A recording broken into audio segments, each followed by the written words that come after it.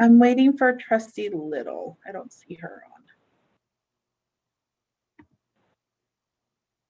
Who are we waiting for? Okay, there you go. I didn't see your name or your picture. I'm on. Okay. All right. Ms. Paula, are you on?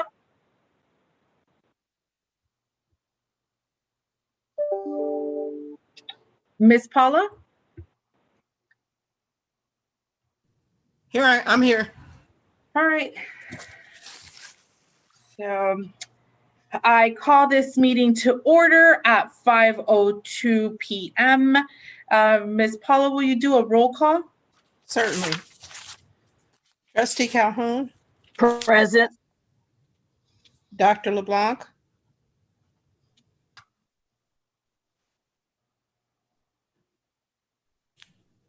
Trustee Ramos, Present. Dr. Little, Present.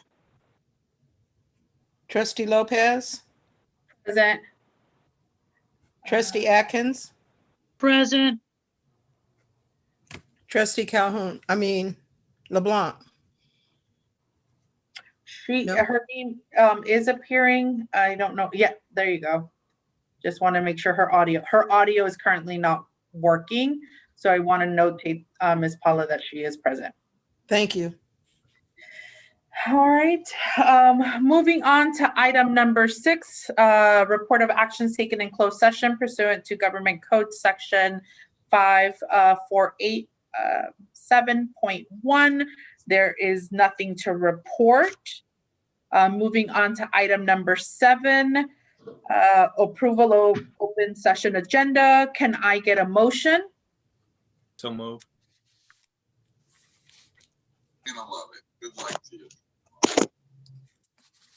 I have a motion. It's been moved by Trustee Ramos. Do I have a second? Second. And it's been seconded by Trustee Calhoun. Do we have any discussion? Starting off with Trustee Ramos. Nope. Trustee Calhoun. No. Let me look for nothing for Dr. LeBlanc. Dr. Little. No. All right, Ms. Paula, can you call the vote? Yes. Trustee Calhoun, You're muted, Trustee Calhoun. Aye. Dr. LeBlanc, She's muted, but she is putting her thumbs up. Trustee Ramos, Aye. Dr. Little, Aye. Trustee Lopez, Aye. Trustee Atkins. Aye. Thank you. All right. Before we move on, I apologize. Trustee Atkins, will you lead us in the Pledge of Allegiance? I skipped a step. Sure. And, Put your right hand over your heart. Ready to begin. I pledge allegiance to the flag of the United States of America. Welcome everyone, and thank you And to the republic to this meeting at rather short notice, and thank you to John. for which it stands, one nation, under God, indivisible, with liberty and justice for all. Thank you. Madam President, you have the floor. No, thank you. We are on item number 8 for recognitions. There's nothing listed. Moving on to item number 9, request to address the Board of Trustees on agenda and non-agenda matters. Ms. Paula, do we have any public comment on record submitted? Yes, All right, can you read those off for us, please? certainly will. These are all questions from Gerald Warren for the November 17th board meeting. Please, can anyone at Compton Community College District answer, after 20 years plus years of service, do you think it is right to almost make the same money as 15 years ago? Anybody like to explain that, please? Thank you for your time. Gerald Warren. The next one is to the board or CEO. Do you believe in our merit system? Anyone can answer, please. Thank you very much. The next one is also from Gerald Warren.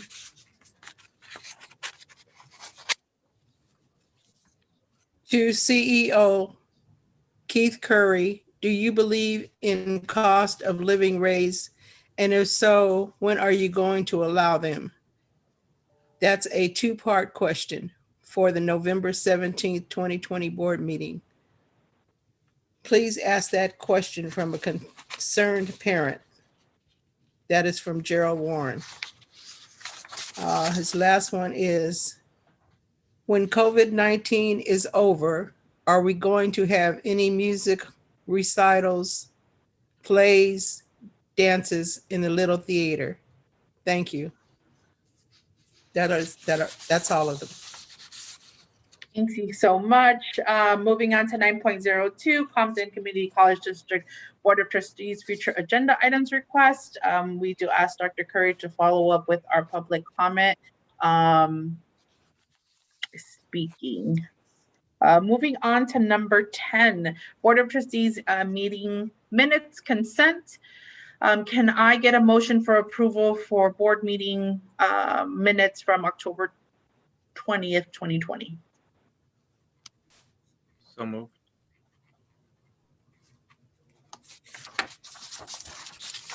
Second. It's been moved by Trustee Ramos, and I believe that was Trustee Calhoun. Yes. Okay. Thank you so much. Do we have any discussion? Starting off with Trustee Ramos, None. Trustee Calhoun, Yes, that was, is Dr. Curry there? I'm here. Oh, okay. That was one of the questions that I had asked Dr. Curry.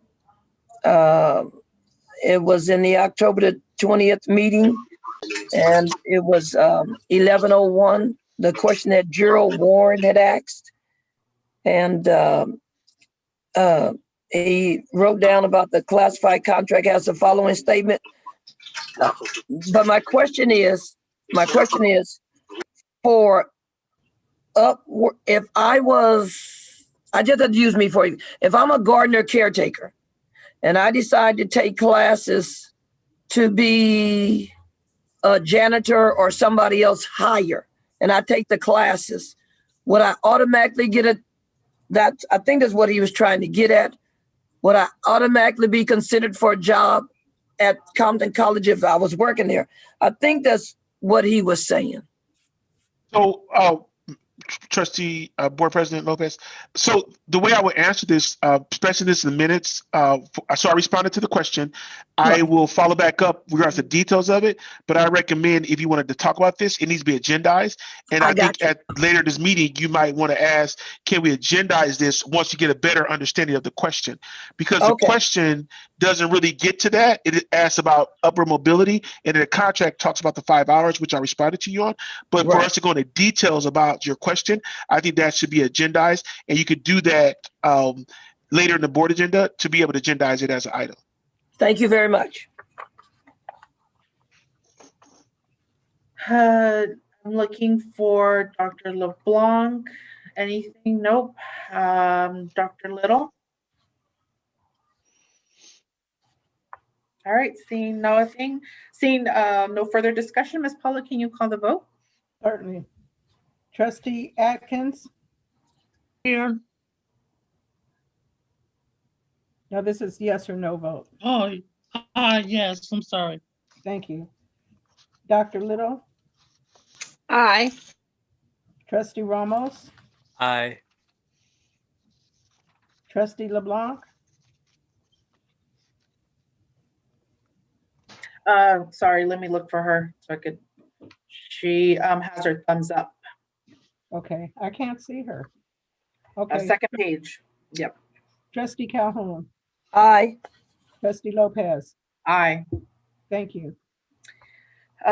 Moving on to presentations. First up, we have Compton College Adult Education Program. Dr. Curry. Yeah, so tonight we have Lionel Wiggins, who's our Director of Adult and Workforce Development, providing a brief update of what we're doing in regards to adult education. So I'd like to turn it over to Lionel Wiggins. Thank you, Dr. Curry. It's a pleasure to be here once again. Members of the board, thank you for having me. Next slide, please. So today, primarily, we're going to discuss elements of the Tri-City Adult Education Consortium, of which includes Compton Adult School, Linwood Community Adult School, Paramount Adult School, and Compton College.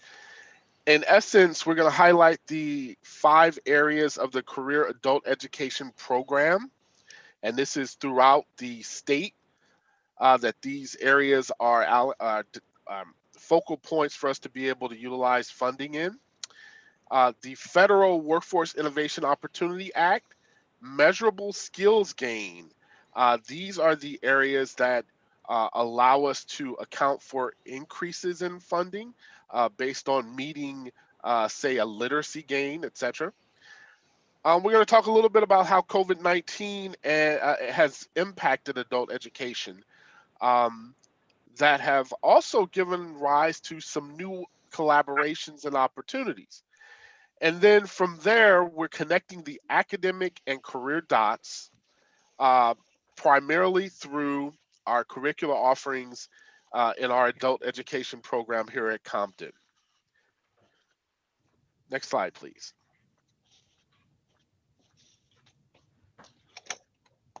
So, statewide, those 5 bolded areas highlight the programmatic areas in which you can utilize adult education funding. There used to be 7, but what they did was shrink them down into these 5 categories, and they put the sub-bullets. So to give you an example, basic skills would be equivalent to the courses that we took away from Compton College. Our basic skills courses, many adult schools now offer them in their non-credit offering.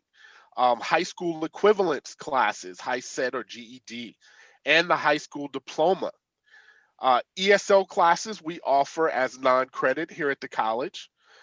Career and technical education is another area that you can offer short-term CTE, workforce, and even pre-apprenticeship classes.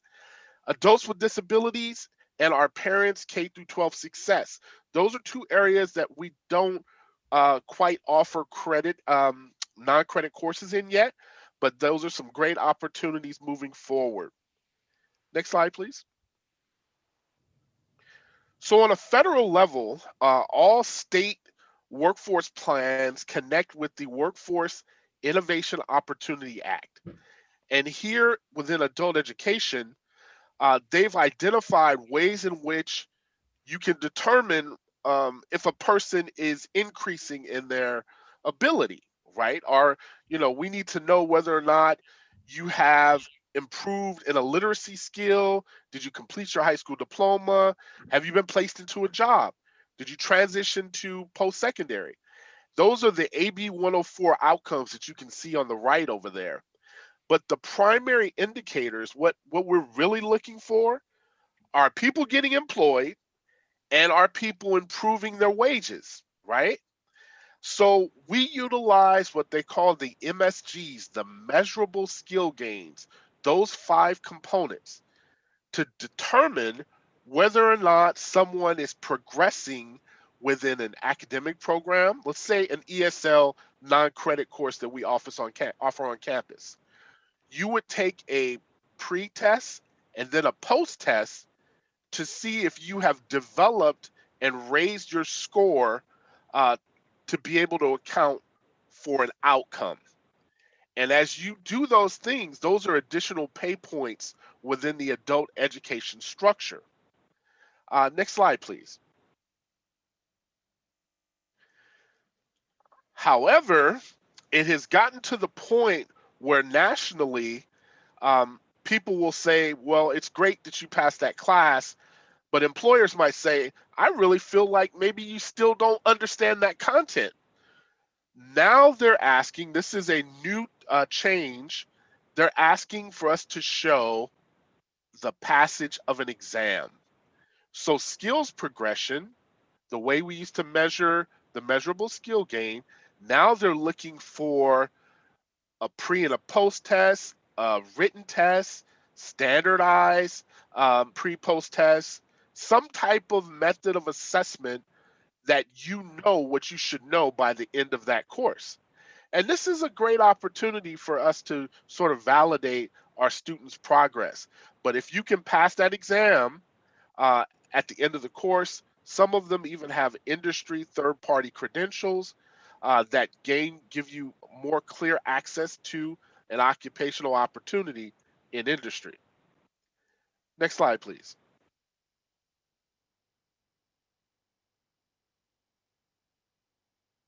So with that in mind,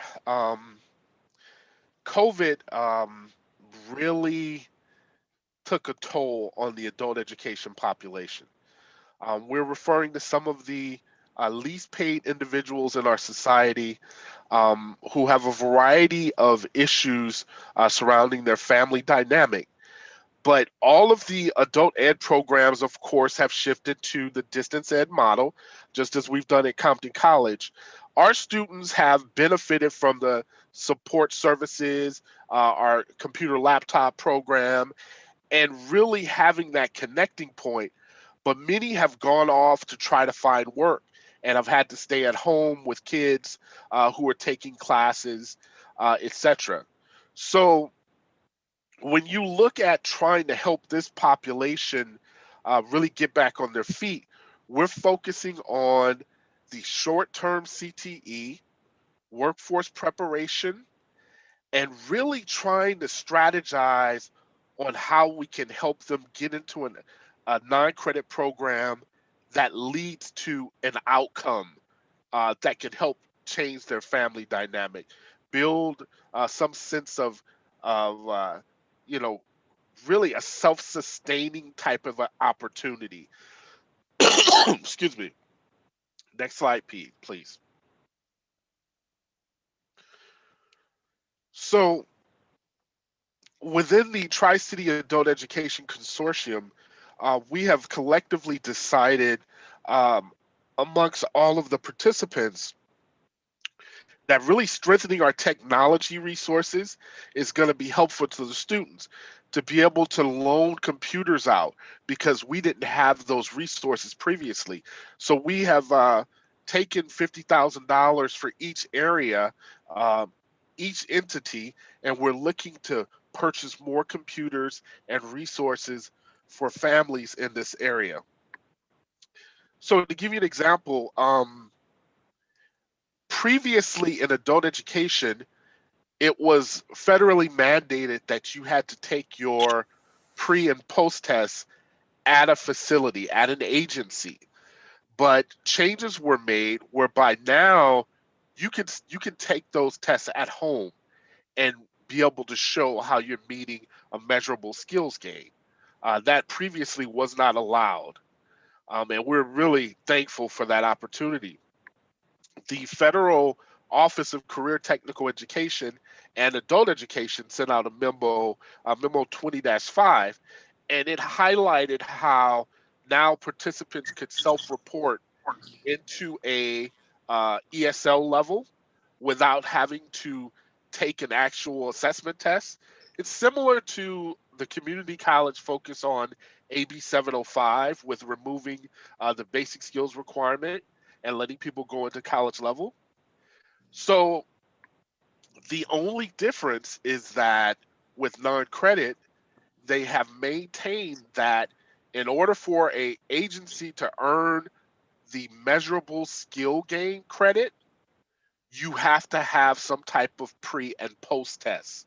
That's how they can determine whether or not we're being true to our word and helping people level up their skills and really move to another, kind of scaffold to a higher level of success. Next slide, please.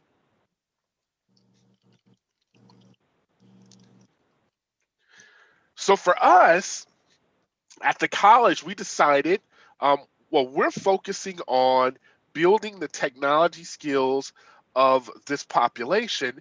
And Dr. Curry, along with Dr. Floyd, our Dean of Student Learning in Business and Industrial Studies, they created a collaboration with Apple. And one of our first non-credit programs we'll be offering in the spring is the Apple Swift coding program.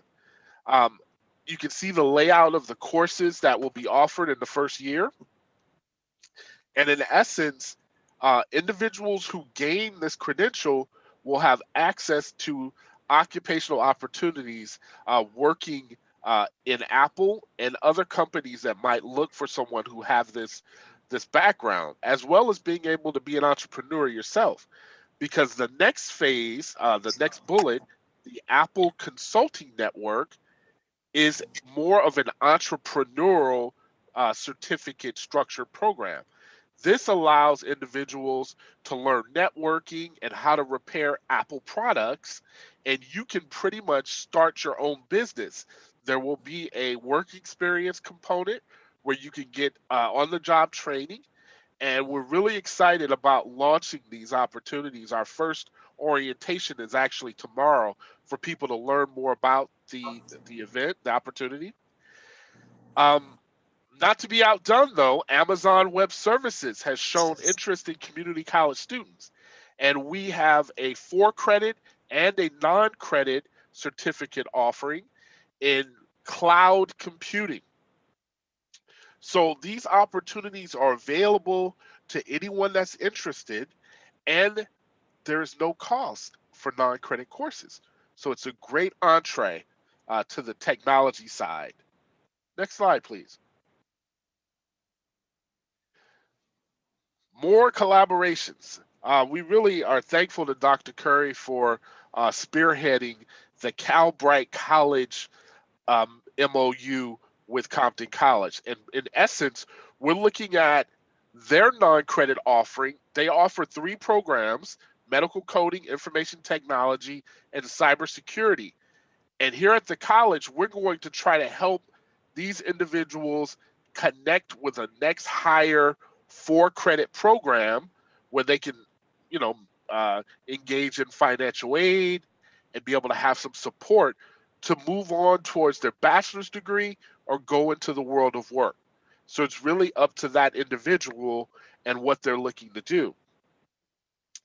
In addition to that, Amazon Web Services, which begins in fall 2021, our certificate program around cloud computing, will also offer AWS certifications that will give participants access to employment opportunities in the IT area at Amazon, which is one of the largest technological companies, and people run their platforms everywhere. Next slide, please. So in essence, for us in career technical education, whether the program is non-credit or 4-credit, the components are the same. We're trying to help people connect the academic and career dots. So we work with our transfer center, and through the Workforce Development Office, we have engaged in a new relationship with College Central Services.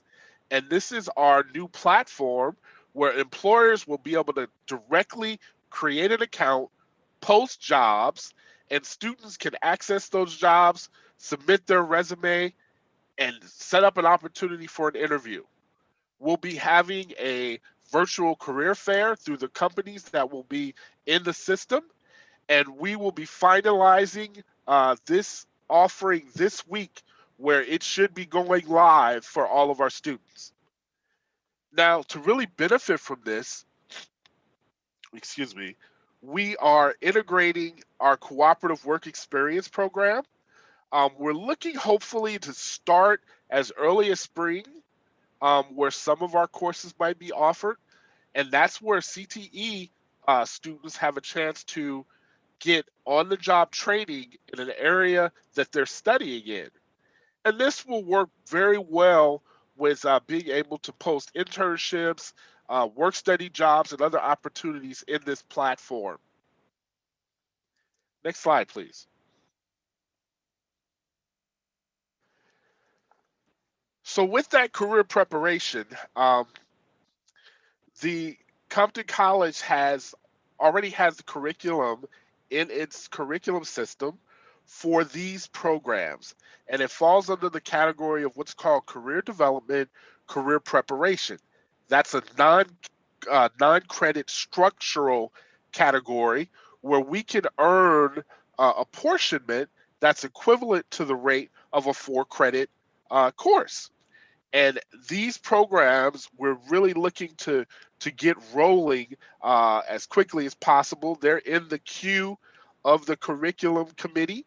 And Brittany Olayele from the Fine Arts, Communications, and Humanities Guided Pathways Division, she's an ESL faculty. She's helped us get a number of these courses ready to be promoted and pushed forward through curriculum. So we're excited about those opportunities. And last but not least, we've been engaged with Compton, Linwood, and Paramount Adult Schools in trying to begin with our first CTE pathway that we would be offering starting at the adult school. Each program is different. As you know, we've started the Paramount Adult School Cosmetology program. Compton, we're working out the logistics around the facility and trying to renovate some of the components within the classroom that we'll be using. We've had an architect come out and take an assessment of the site. And so we're really looking to begin that work. The Linwood site has had a report developed on the site. The costs that have come back were a little bit more than what we expected. So I know that Dr. Curry and the superintendent Crossway over at Linwood are working on some strategies for how we can get that going. So we're excited about those components. And last but not least, Dr. Curry had a vision of being able to offer IGETC courses, general education courses at the adult schools through a satellite structure where in the evening, families, parents, or just any individual could come to the adult school, take a course that maybe they didn't get to finish when they were in school previously. That would allow them to complete their general education pattern and transfer to a local CSU or even a private university. So this is something that we're really excited about. Dean Floor has identified some potential courses, but in the transition with the pandemic, I know that this is something long-term that we're still interested in doing. And under the adult school structure, that connects with the post-secondary transition component of the program areas. So I thank you for your time and appreciate you listening. Thank you so much for that presentation. Let me start off with Trustee Ramos, if you have any questions or comments. I just want to say thank you for the report. I enjoyed the updates, and I hope that the courses do fill up. Thank you. Thank you. Thank you. Trustee Calhoun. Yes, thank you for that report. Very, very informative. I just have a couple of questions. On page 3 about the California Adult Education Program areas, do you know how many students we have? Page 3. Yes. Hi, yes. In terms, we primarily only have students under the English as a second language. This past semester, we sought to offer the first courses in ESL for child development, which will be an eventual pathway to our 4-credit side. But because of the pandemic, they had to cancel the class. There weren't enough people in the program. In a box. Okay. On page 4, next up.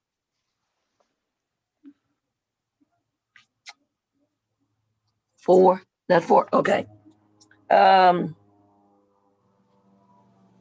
You have any students, or did that shut down? Now, this is the structure for how we get credit for our Right. student successes. So yeah, there are still students taking our ESL courses through the FASH Guided Pathways Division. It falls under Fine Arts, Communication, and Humanities. Okay. How many students? Do you know how many we have?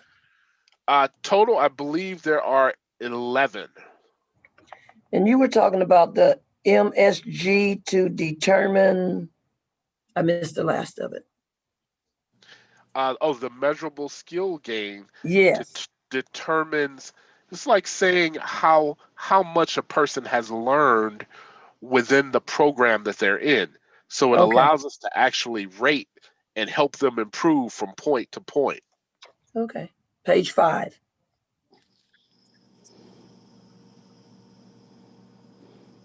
Do we have students in that one? Yes, ma'am. How many, please? Those were all the same ESL students, so that's the same I got number. you. Okay, page 6. Trustee Calhoun, can I interrupt your questions? I think one of the things I think you're getting at, we can follow up back up. I think you want to get a sense of how many students are participating in our programs, and so we can be able to do that and try to break it down by zip codes and let us do that. I think I think that's where you're going. You want to see some of the data regards. Okay, so we can start looking at that. And then the only thing I didn't understand is about non-credit. You don't get the coding. That's a great question. The coding is very big. Why? I see non-credit on why? I'm just asking. Well, one of the benefits of non-credit is that you can allow more populations of people into the courses that can't pay for the classes, or maybe you're a non-resident. You don't have citizenship status, but you can begin learning English with a career focus, and then you can get into that job area, and we can get you working. I'm good. I just wanted you to explain to me, because I kept saying coding is the height of everything now, and I thought that non-credit mean you could take the class, but you won't receive a credit for it. And I'm saying, well, how would you get a good job? That's where I was coming from. No, I totally didn't answer your question correctly. I'm with you now. I didn't ask it correctly. It's my fault. No, you did. I just totally missed it. You asked it perfectly. Here's the beauty of non-credit. We can focus on short-term CTE programs. So most people who go into those programs, they don't care about getting credit because the employers aren't going to ask me to see your transcript. I just want to see the certificate. And if you know how to do the work, I'm going to hire you. All right. All right. Thank you, Mr. Wiggins. Woo, You're woo. welcome. That was good. Great. Thank you. So, Dr. Curry, it's okay. I don't need the rest of the stuff. He answered the biggest one that I had about the non-credit program. That's the biggest one. Don't worry about the students. He told me earlier it was 11, and I think it's 11 on others, and there might be some, but he's given me that answer. But thank you for explaining non-credit. I think that's very excellent. Thank you so much. Great job. You're welcome. Great job. But on average, we probably have 140, 150 per semester. Okay. Thank you. Great report. Great. Oh, great. That was great. Thank you. Thank you. All right. I want to move on to Dr. LeBlanc. Okay, I have no questions. Trustee Calhoun asked them all.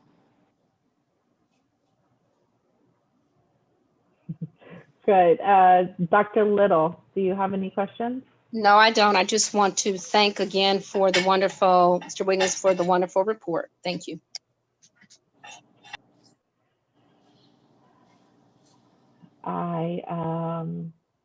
Thank you so much for that report, moving on to our next presentation, the California Community Colleges Student-Centered Funding Formula. Dr. Curry.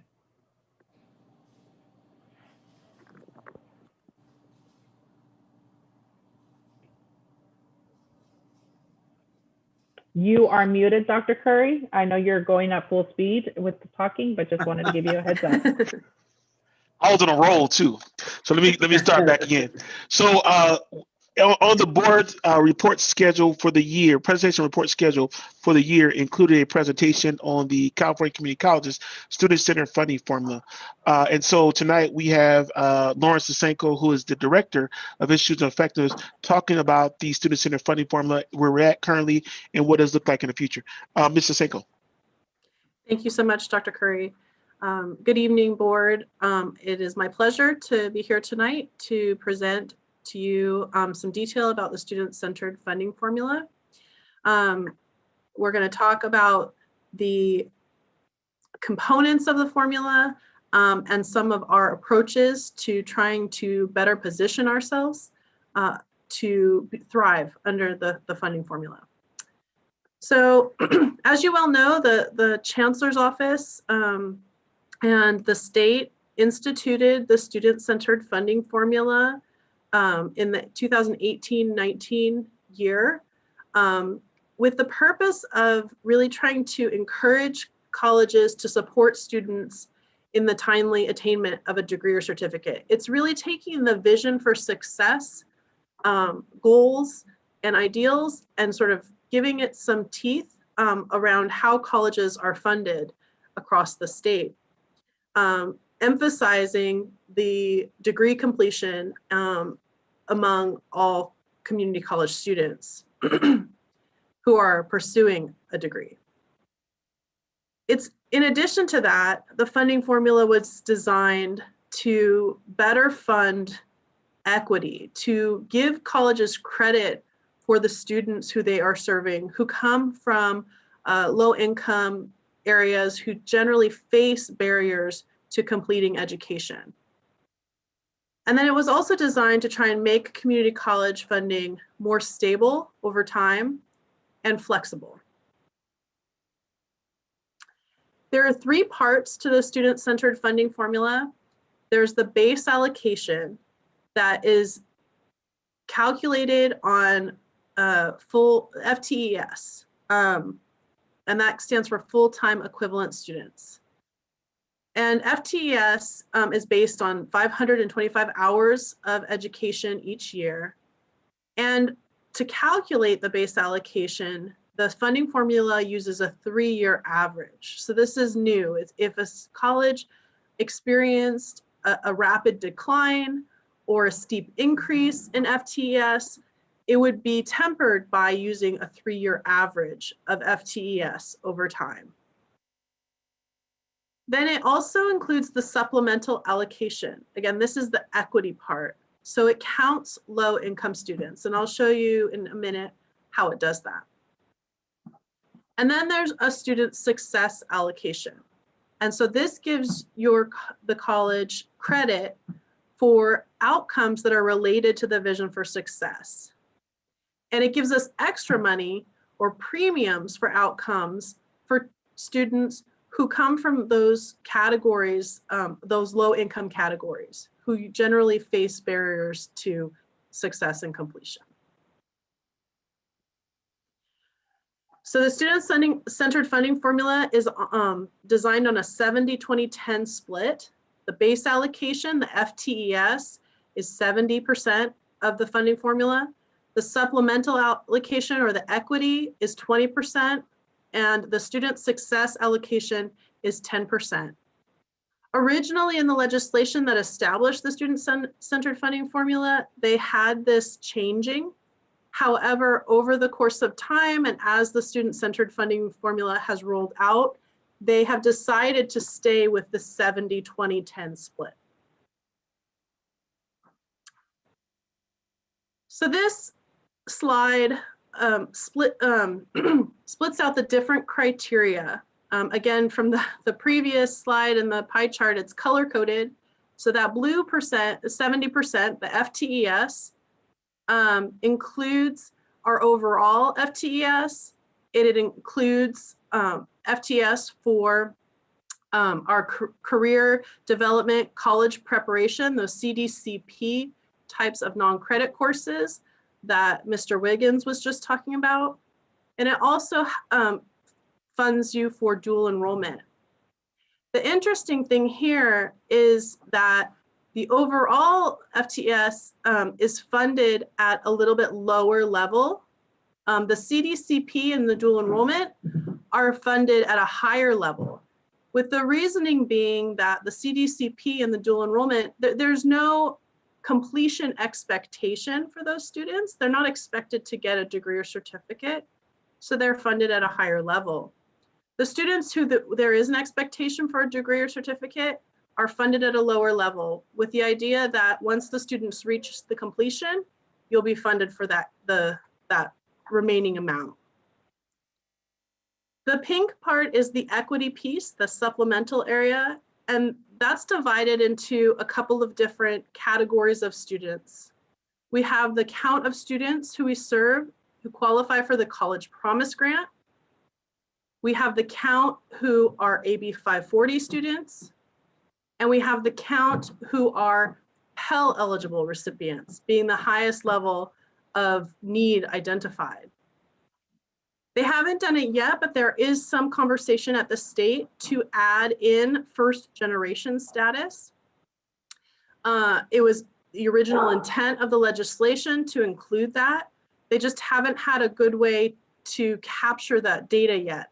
So I expect in the next year or two that we will be adding in first generation. And then the green components are the elements of the funding formula that deal with the outcomes or the student success portion, that 10% portion of the funding formula. And so we have all of these different outcomes that, again, you'll see a lot of alignment with the Vision for Success goals. Transfer level math and English completion in the first year, the count of associate degrees for transfer and associate degrees. It also includes baccalaureate degrees, which we don't offer, but it is part of the formula. Certificates and 9 or more CTE units completed. The number of transfers and the number of students who have left our college who are earning a regional living wage. And again, the thing to remember is for all of these outcomes, we get some funding, but then for all of these outcomes among students who have qualified under the equity or the pink area, we get a little bit more funding. The student success allocation rates for 2019-20, these are the rates that for each level. So we have the base credit for FTS of $4,009. The supplemental point value, so for among students who fall into those categories, is $948. And then student success main point value for all the outcomes, it's $559. And then again, if it's a success among those students who fall into the supplemental categories, it's an additional $141 per outcome.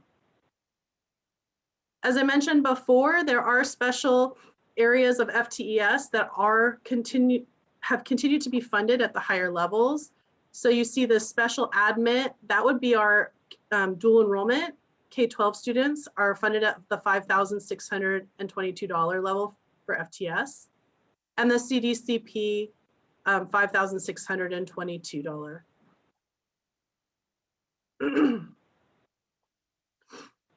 The student-centered funding formula in the legislation, it did outline that Compton College is enjoying a hold harmless window, and that was going through 23-24, but as you well know, has been extended through 25-26.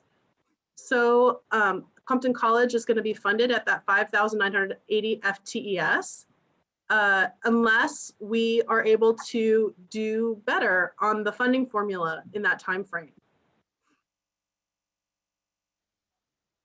There are some considerations to think about.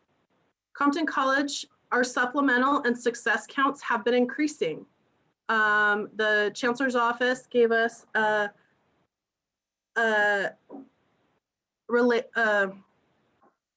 estimate that our supplemental had increased 3% over the last year.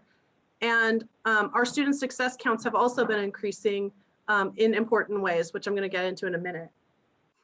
Compton College 2021 FTES is expected to decrease because of COVID-19. I think everybody's experiencing that decrease.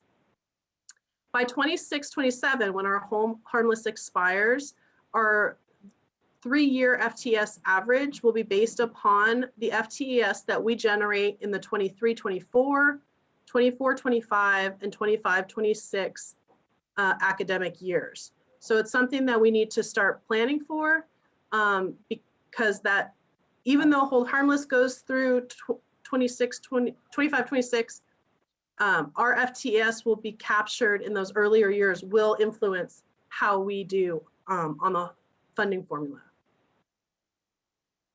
Even though we have hold harmless protection, we are still subject to the deficit factor if it is required because of an economic downturn. And there should be a sense of urgency. If we're not, working towards some transformational changes, we will experience shortfalls in 26-27. So how are we responding to the funding formula? The base allocation, or the FTES.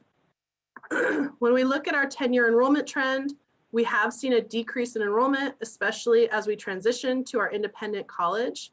And now in COVID-19, we expect that it will decrease again. So enrollment is a big issue for us and something that we want to address in the coming years. We have looked across our region at other colleges, and most colleges in our region were experiencing a downturn until 18-19, but there are colleges in our general area that did see an increase in 19-20, Cerritos, LA Southwest, and Long Beach. So this is something that we are tracking and making sure that we're paying attention to. And we are employing strategies to increase our FTES. So there's a lot of work that's happening now. We have a new enrollment management plan and a lot of work outlined in our outreach and recruitment areas related to dual enrollment, again, funded at that higher level. It's important for how we're performing. Our adult education programs that you just heard about from Mr. Wiggins. We have coordinated and informed outreach and marketing efforts that are happening this year. There's curriculum and education program development and our College Promise programs. In addition to sort of the outreach and getting more students in the door, we'll also have efforts related to student persistence. So making sure that the students who do come to Compton College stay at Compton College to earn a degree or the outcome that they're pursuing. We have our distance education efforts, particularly now under COVID-19. Our academic program maps related to guided pathways implementation. We've been implementing an early alert pilot to get alerts about students who are struggling in classes and better connect them to resources. And then our Charter Success Teams case management is being developed so that we are giving, again, connecting earlier with students and getting them connected to resources. On the supplemental side, on the equity piece, it's really about making sure that every single student who can completes their federal application for financial aid. So there are financial aid campaigns that are happening, ensuring that all students know that they should be filling those out and that they get the support to do it. Every enrollment effort, the more students we get in our doors, will help us on the supplemental areas. And then also we have our Charter Success Teams that are starting to track FAFSA completion. Again, trying to connect them, more students to complete the FAFSA. And then student success, that last little sliver of the student funding formula. we are tracking our progress on the key metrics. So we know that we have few students who pass English and math in the year one, but we are showing some upticks in the count and percentage of students who are meeting this milestone, which is promising. And we're continuing to work on the completion in the first year around our communities of practice in math and English. We're looking at 9 or more CTE unit completion. We did this analysis several years ago. We're actually going to do another analysis around CTE unit completion in the coming winter to better understand how many students in our different areas are completing just under that 9 credit unit, and how can we get those students to that threshold that would help us better on the student-centered funding formula. And we're tracking the degrees and certificates that are awarded. And then although we have experienced a decline in the number of degrees and certificates awarded, for the very first time in 1920, we were able to address the associate degree for transfer. You see that blue 143 degrees. The associate degree for transfers are funded at a higher rate than associate degrees. It was really important for us to get that figured out. And when we became an independent college and we refreshed our program awards with the state, we were able to do that. So that was a big and important accomplishment for our college. So key strategies to increase our performance on the student success slice of the student-centered funding formula include the implementation of English and math communities of practice. Again, working on what's happening in our English and math classes to get more students to that early milestone. Reviewing our CTE low unit counts and figuring out where we can try to be strategic about getting students to that 9 unit threshold. We need departments to review their completion rates and address changes through our guided pathways implementation and our guided pathway divisions, our early alert, and ensuring that our ADTs are accounted correctly, which we did see in the 2019-20 year. A lot of this work is, circles around faculty-driven curriculum development and refinement. And so they need to have a key voice and key role in this work around student success. And now, if there are any questions. So I want to start off by calling Trustee Ramos. No questions. Thank you for the report. All right. Dr. LeBlanc, I think she didn't have Thank any. you for the report. I have no questions. Trustee Calhoun. Thank you for the report. No questions. All right, thank you. Dr. Little.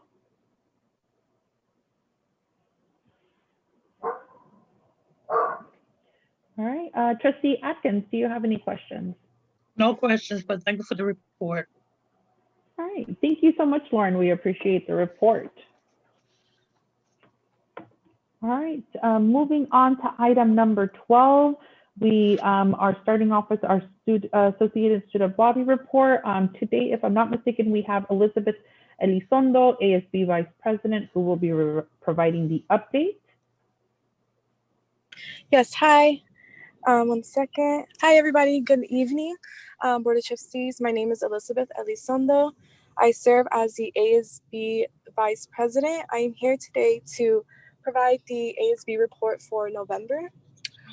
So today I'll be hitting 4 topics. 1 second, sorry. So the first topic that I would like to mention to everybody today is the ASB Constitution and Financial Code and Procedure Review. ASB is continuing to make progress on edits and to both documents. Every ASB meeting, we review a short part of the Constitution and Financial Code and are making edits to it. Secondly, I would like to thank Dr. Curry for having the President and CEO Virtual Student Forum.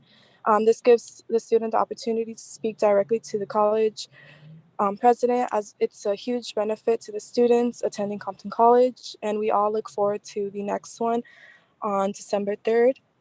The next point I would like to mention is our ASB Leadership Workshops. ASB has been working with Nicole Smith on gaining professional skills to include in our applications to universities we're applying to. This Thursday, she will be helping us use our ASB experience to add into our resume and cover letters for future positions we'll be applying to. And finally, ASB members, we actually just have 2 new members join us, Sandy Lay as our secretary and Genesis Bataya as a commissioner of classes and curriculum. Sandy has been working with Chris Perez to help organize and structure ASB for the spring semester, and Genesis has connected with and will join the curriculum committee officially this spring. And we also want to thank Benson Atkins, our student trustee, for giving support to training Genesis, as he was the previous commissioner of classes and curriculum. This will conclude my ASB report for November. Thank you very, very much, and I hope you guys all have a great evening. Thank you so much. Moving on to 12.02, Academic Senate Report. Let me scroll down. Do we have? Yes, Dr. Minnesota? Sorry, I heard someone and I'm scrolling through people right now, so I apologize. No problem. Okay, there you go. I see you. Thank you. No problem. A short report from the Academic Senate. Today, I don't remember if I mentioned at our last board meeting, but the Academic Senate has implemented an educational policy subcommittee this semester. So implementing that, it set us a little bit back with reviewing policies, the BPs and the ARs. However, once set in motion, the committee has been working really hard, and we were able to catch up on the policies that were mandatory to have been finished by the end of the semester, so we can bring them to the board. So we're glad to report that. And the Academic Senate also approved the call to action document that Dr. Ratcliffe and Tina Cooperman had been working very hard on. And I know Dr. Curry, for going forward, Dr. Curry is providing us with a schedule for reviewing policies for next semester early on, so we can schedule appropriately, so we can meet all the necessary deadlines. And that is all I have to report tonight. Thank you very much for your time. Thank you. Moving on to 12.03, Cccse Certified Employees Report. Do we have Holly present? Or anyone else? So Professor Vanessa Madrid is scheduled to provide a report on behalf of the union. Thank you so much, Dr. Curry. You did share that with me. I apologize. Ms. Madrid, please, you have the floor. Hi, everybody.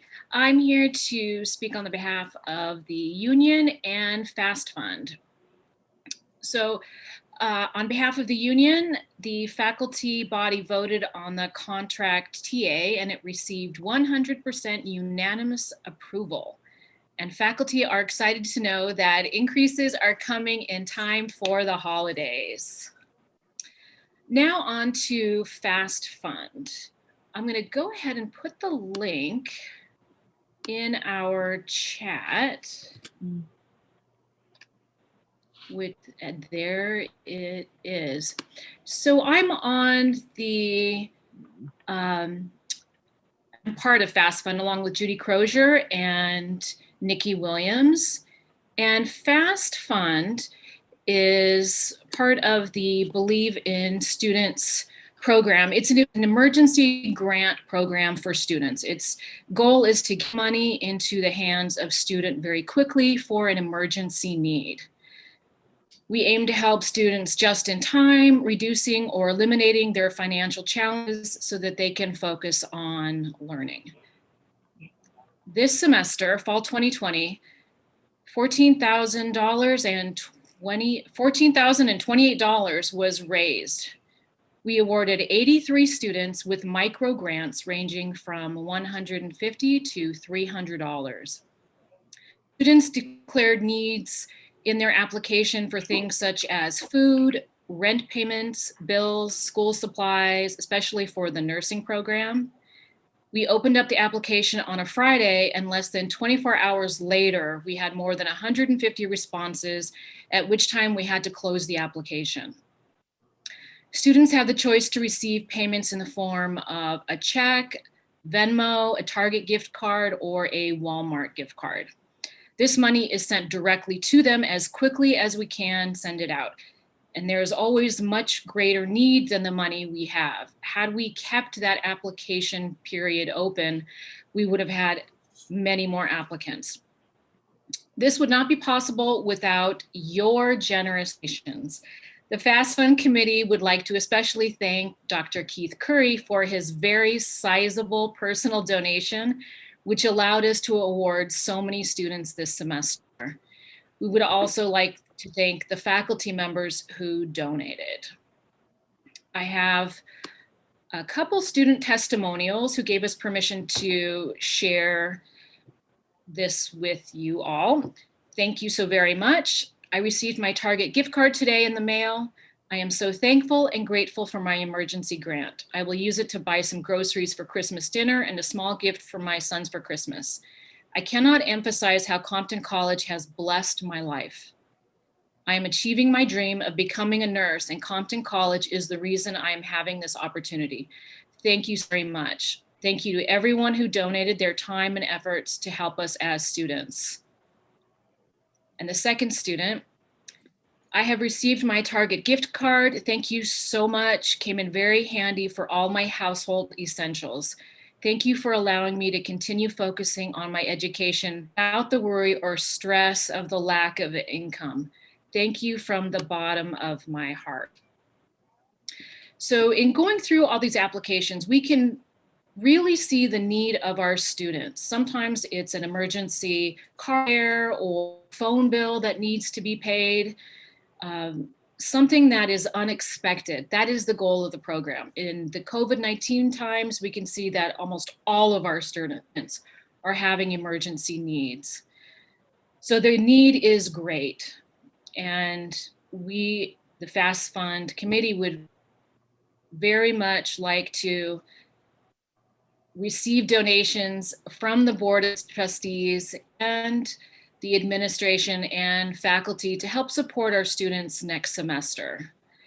Again, this is a very quick turnaround financial aid for a student that has emergency need.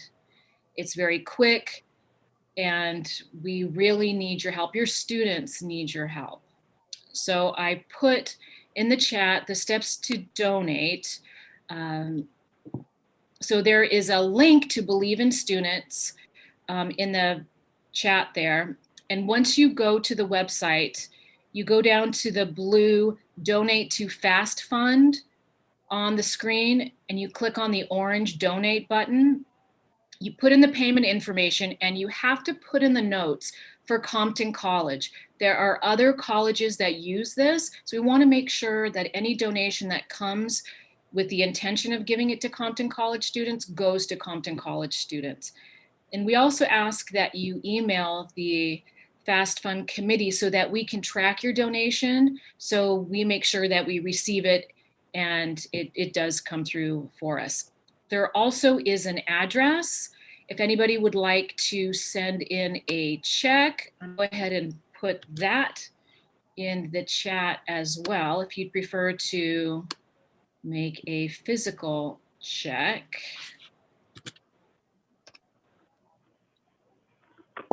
Which is Believe in Students, care of Richard Binswanger in Westchester, Pennsylvania.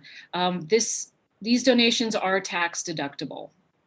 So please give generously. The Tuesday after Thanksgiving is known as Giving Tuesday. We encourage you all to reach out to your network of family and friends and associates, and also encourage them to donate for this very worthy cause, which is why we are all here, our students of Compton College. Thank you very much for the time.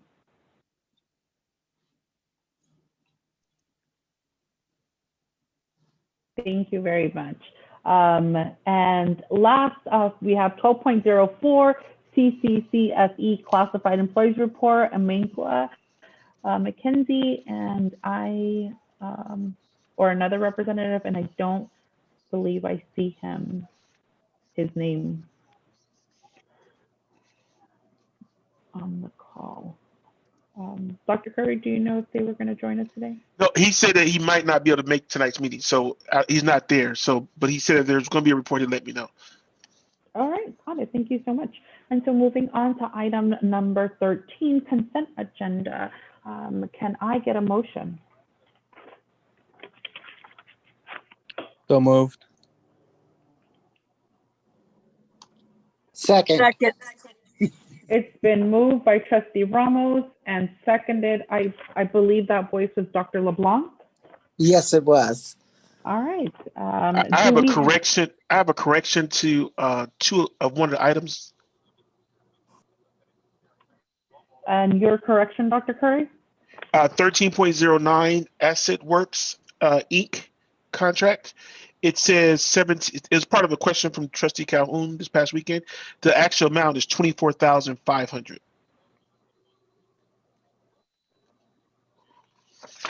And it's listed there as 17,000.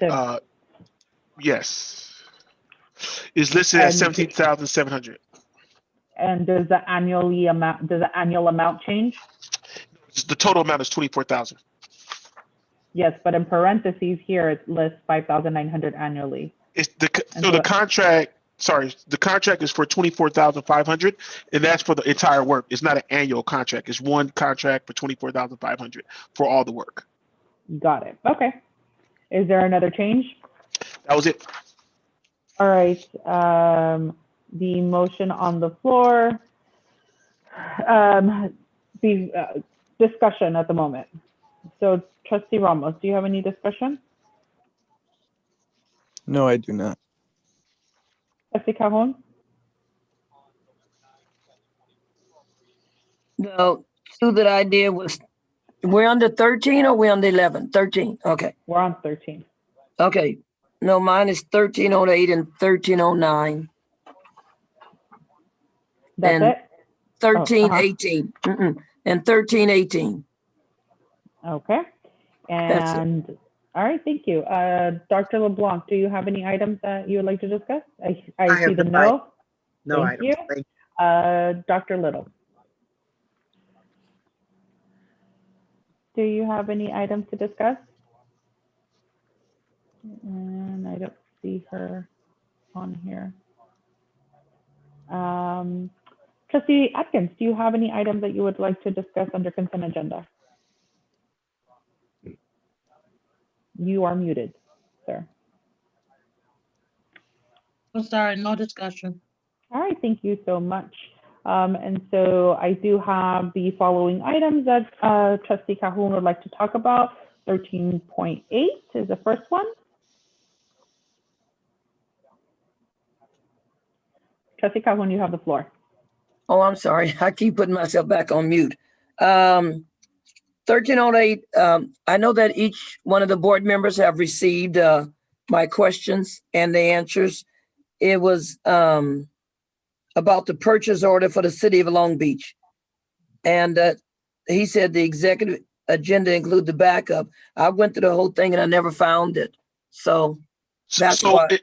Okay, but do you want me to talk about it or you're good now? I'm good. You said it was for the gas, water, and sewer service. Yeah, for Long Beach, for a part of our district. Yes. Yes. Yeah. I'm good with it. You said you wanted me to put them up here. I got the answers to them. Now we can go through each one. That's fine. But let's go. Yes, if you don't mind, you're the only one that pulled items, so we can go through yours. Okay. 1309 is why is El Camino still on the fund code along with buildings and machinery along with equipment throughout the paperwork? So item 13.09 includes the updated, that's why I made a change regards to updated contract. Also including the backup is a copy of the last report that was done in 2011. And so if you look at the 2011, that was part of the partnership with El Camino College. Now this report, it will not have that same reference to El Camino College. Okay. And then my other one was 1318. 1318, which I was anticipating as a question from one of the board members, regards to we hired a part-time counselor. The part-time counselor name is Elizabeth Martinez, has no relations to Elizabeth Martinez, the Vice President of Student Services. And this person was hired to work in CalWorks. And I provided more information to the Board of Trustees regards to this individual. She currently works at Pasadena City College as a part-time counselor. And so she was hired through the hiring process for part-time faculty. Okay, that's it. That's it. 13. Okay, that was your last one, correct, Trustee Calhoun? Yes, for 13, yes. All right, and so I do want to call the vote. I will be making an amendment to the original motion was to accept consent agenda as is, but there has been a correction, and the correction at the moment is 13.09 to reflect an updated amount of $24,500. Do we have any issue with that updated motion? No. For Trustee Ramos, who moved the motion. Was there a second? Yes, there was a second by LeBlanc, and I have no issue. Okay. All right. So Ms. Paula, can you call the question, please? Yes. Trustee Calhoun, Aye. Dr. LeBlanc, Aye. Dr. Little, Dr. Little, I don't know if she, I don't see her on the call and her name on the call anymore, Ms. Paula. thank you. Trustee Ramos, Aye.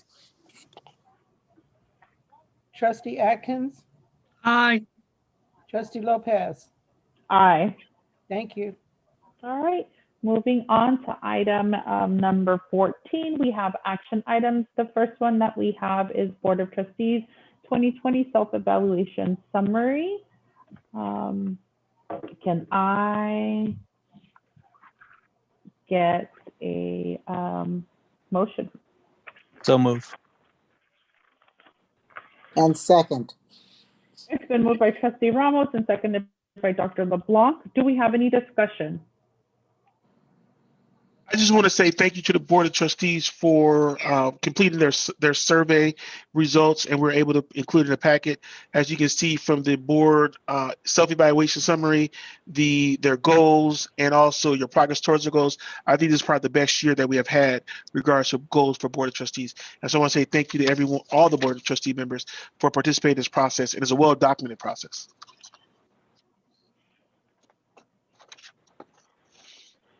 All right, thank you so much.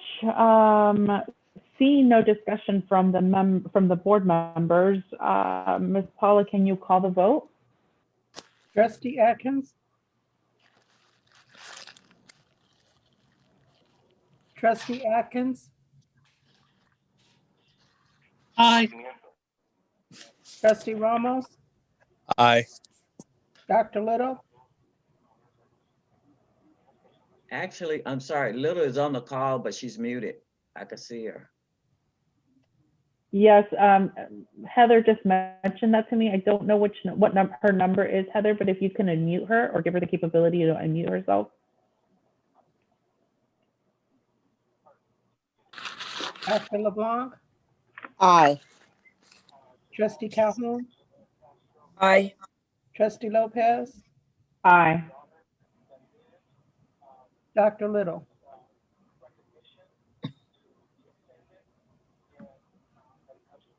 Okay, thank you. Thank you. All right, moving on to the item 14.02, Administrative Services, Compton Community College District Resolution number 1117-2028, budget transfers and augmentations for fiscal years 2020-2021. Can I get a motion? So move. And second. It's been moved by Trustee Ramos and seconded by Dr. LeBlanc. Do we have any discussion from the board members? No discussion. All right, thank you so much. Ms. Paula, can you do the roll call? Trustee Calhoun, Aye. Dr. LeBlanc, Aye. Dr. Little, Trustee Ramos, Aye. Trustee Atkins, Aye. Trustee Lopez. Aye. Thank you. All right, moving on to item number 14.03, Administrative Services, Contracts over 95,200, Ratification, Golden Star Technology. Can I get a motion? So move. And second. It has been moved by Trustee Ramos and seconded by Dr. LeBlanc. Seeing no discussion from the board. And I just want to hold on. I'm looking for everybody. And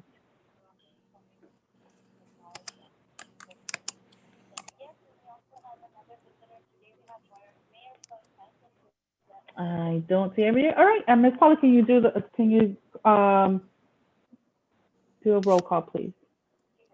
Trustee Calhoun, Aye. Dr. LeBlanc, Aye. Dr. Little, Trustee Ramos, Aye. Trustee Atkins, Aye. Trustee Lopez. Aye. Thank you. Thank you so much. Moving on to item number 15.01, Board of Trustees regularly scheduled meeting dates for 2021. Dr. Curry, is there? So these are the proposed dates for next year. I just want to get, as we work on a board agenda for December, to give the board a chance to look at the dates that we're proposing and give you some time to check your calendar to make sure these dates work for you for the board meetings for 2021. We also put the dates in for the board retreat. The first one in 2021 would be on July 24th, and then also one in December on December 11th. So we try to map it out for the board. We just want to give these to you so you have these dates. If you have any corrections or changes you want to recommend, we can be able to make those changes prior to the next board meeting. But we try to keep it consistent with the third Tuesday of the month. And Trustee Calhoun asked a question about the boardroom. It's why we have the executive order. The meeting would be through Zoom, but once the executive order be lifted, then we'd be offered the meetings through the boardroom. And so I don't know if you want me to change the item to say boardroom or Zoom, or put a note regarding to the executive order. We could do that as well. But it's at the pleasure of the board on that one. I'm sorry. And so I do want to open it up for discussion to the board members. I will start off with Trustee Ramos. I don't really have an opinion. I guess that you could list the executive order right there, but that's about it. All right. I see Dr. Wong doesn't have any. I'm going to call on Dr. Little again. I believe she was on the line.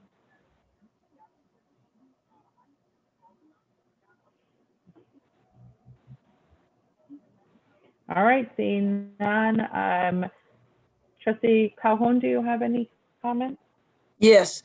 Like Dr. Curry said, my only comment was, we don't know when the pandemic is going to be over. And I understand about the executive order, but we have been on Zoom. And I was just thinking, my opinion, that we should add Zoom to it until we are able to go back to the boardroom. That way we are covered in the executive order, or however, we're covered for one or the other. That's the only reason why I was asking Dr. Curry about it. And he said it's up to the board. So it's up to the board. If the board keeps it the way it is, that's fine with me. I just thought since we've been on Zoom and we don't know when the pandemic is going to be lifted or when we're going to get that name, we should add Zoom. And so maybe this is an asterisk that we want to notate, Dr. Curry, kind of similar to what Trustee Ramos said as an executive order, while the executive order is in place, our meetings will partake via Zoom until otherwise indicated. Yeah, and then we could put we could do a link to the calendar so that people can know where they can get the Zoom link information. And then I do want to, I noticed Trustee Atkins, I wanted to reach out to you and make sure if you had any comments. So far, so good. Everything is, I'm happy with. I just wanted to know, I miss being on the campus and interacting with everybody, but due to executive action, I had no problems with that whatsoever. So I turn the floor back over to you, Madam President.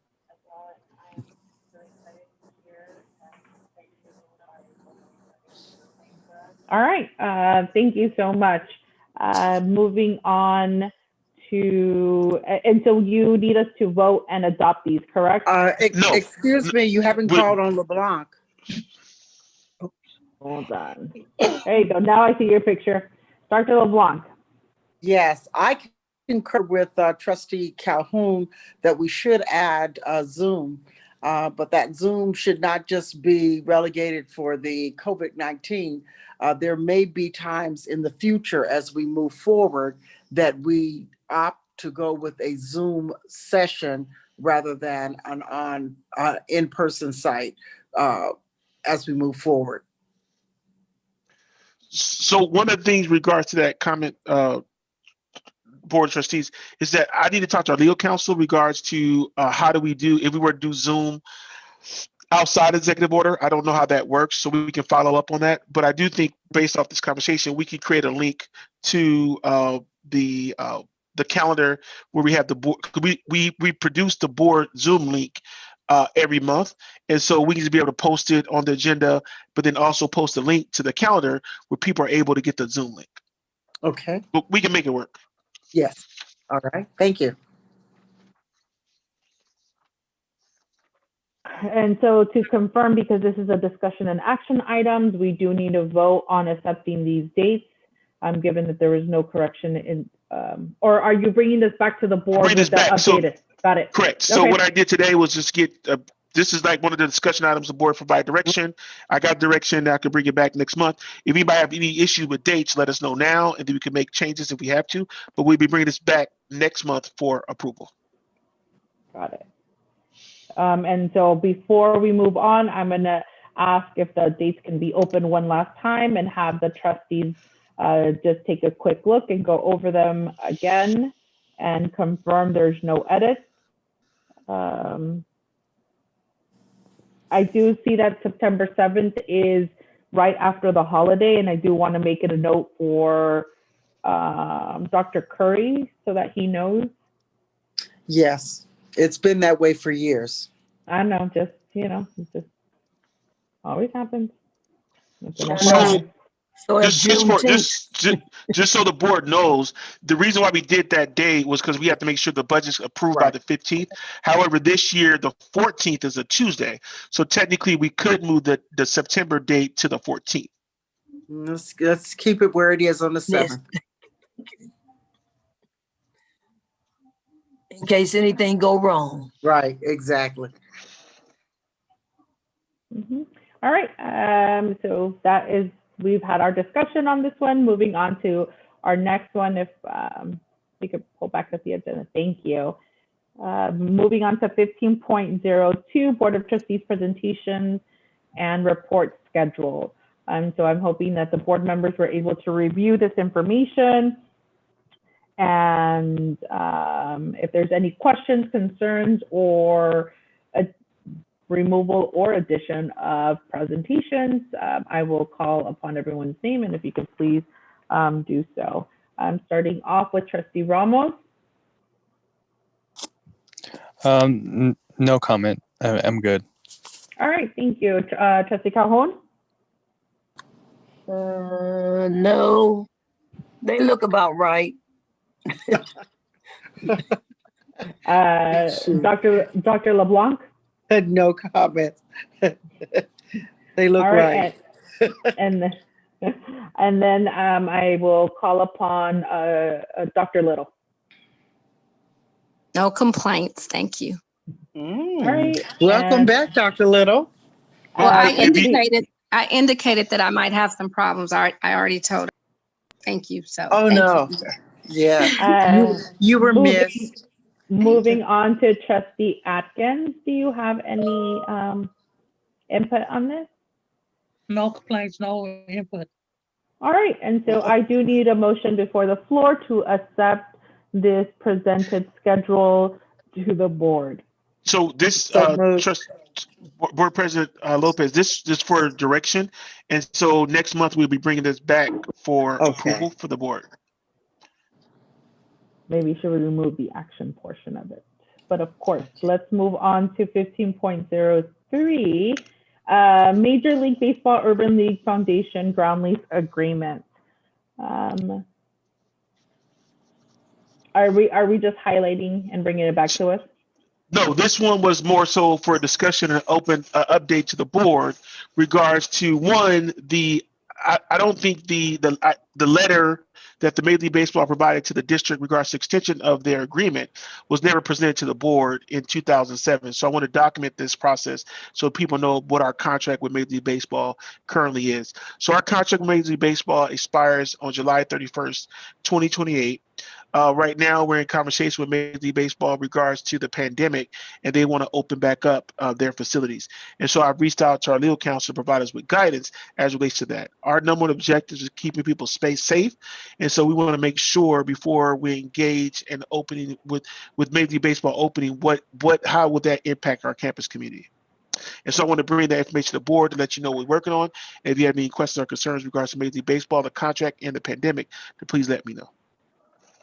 All right, and so just to confirm, this is not an item we are taking action with at the moment. Correct. All right, and so I want to open up the floor to the trustees to see if they have any comments, questions, or concerns. I will start off with Dr. LeBlanc. I have no comments or concerns on that. Thank you so much. Dr. Little? No concerns. Thank you. Trustee Ramos? No comment. And Trustee Calhoun? Yes, I do have some concerns. Okay. Calm down, Barbara. How much do they pay for that field? Are you asking how much was the total construction cost, or are you asking how much they paid for their lease? How much do they pay for the lease? I want to say it was $10 a year.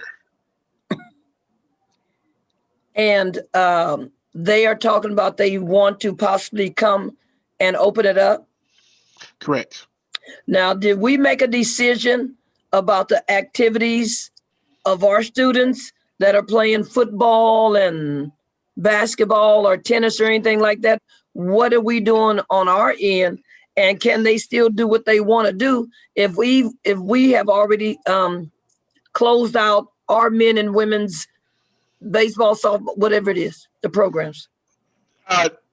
No, we have not had that conversation with them in regards to it, but the question would be what authority do we have as relates to our lease agreement?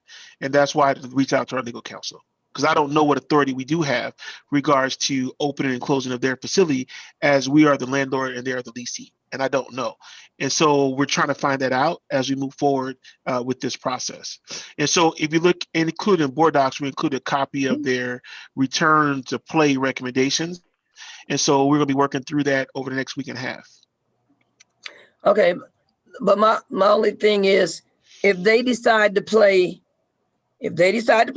because of whatever the attorney says, what does that do to our men and women? They're under different regulations regards to youth sports versus the regulations that we have to follow for university and college athletics. So youth sports regulation is different than the community college, and we can send that out to you. So from our perspective, their regulations are more lenient compared to what we have for community college and university athletics, because they don't have the testing requirements. Okay, that's the whole issue. That's my biggest issue. Even Major League Baseball, was testing their players, right? They were testing them every day. And I understand, but I'm just saying, Dr. Curry, that will affect what happens on our college. We are still the trustees, and I just want to make sure not only do the Urban League Academy students are safe, I want to make sure that coming on our campus, everybody is safe. Because once again, if COVID breaks out with the Urban Youth Academy, are they obligated to tell you? Are they obligated to let you know that we have COVID-19 and we're going to shut down? Those are questions that I think that you should ask our attorney, because I mean, we need something here that's going to protect our staff and everybody that comes on our campus. I mean, you give us your reports, but we need more. We need some teeth. And I hope that you, which I know you will, really get down with the attorney, because if they say they can play because they're the leasees and we're the landlords, and they don't have to let us know if anybody has COVID-19 and they're not doing any testing, I'm just saying, I'm quite concerned. I don't think you're the only one that's concerned. So I brought it to the board, let the board know what we have to work on in regards to the partnership with Major League Baseball, and we'll be working with our legal counsel. And at the next board meeting, we'll be able to provide an update. But I agree with you. The goal is to keep people safe. And but I just don't know how this works regards to the landlord and also leasee based off our current contract, because our current contract really doesn't address a state of emergency or a pandemic. And one of the things that I've learned over last year, we need to make sure that in all of our contracts, if there's an issue regards to a pandemic, we need to make sure we have some type of language regards to that in a lot of more of our contracts moving forward. Not only just our contract, along with the board policy, and it needs to be added to every contract. Nobody knew that COVID was going to come along. So this is, I can't even think of the word for it. So even with this, not expecting this, is here. So we have to adhere to the health regulations and what the CDC guidelines are saying. And I don't know how they cannot understand that about the CDC guidelines. Anyway, I'm sorry.